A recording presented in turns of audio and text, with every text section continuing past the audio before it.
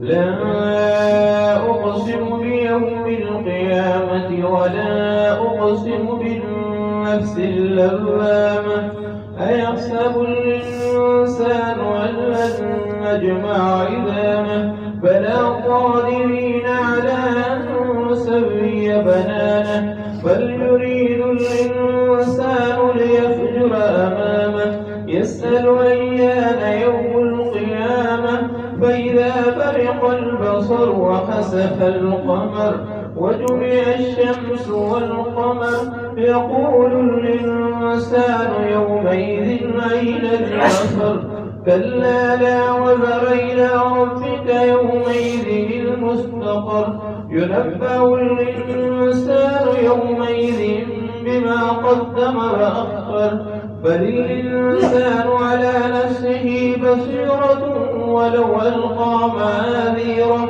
لا تحرك به لسانك لتعجل به إن علينا جمعه وقرآنه فإذا قرأناه فاتبع قرآنه ثم إن علينا بيانه كلا بل تحبون العاجلة وتذرون الآخرة وجوه يومئذ ناظرة إلى ربها ناظرة ووجوه يومئذ باسرة تظن أن يفعل بها فاقرة كلا إذا بلغت التراقي وقيل من راق وظن أنه الفراق والتفت الساق بالساق إلى ربك يومئذ المساق فلا صدق ولا صلى ولكن كذب وتولى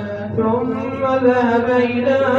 أهله يتمطى أولى لك فأولى ثم أولى لك فأولى أيحسب الإنسان أن يترك سدى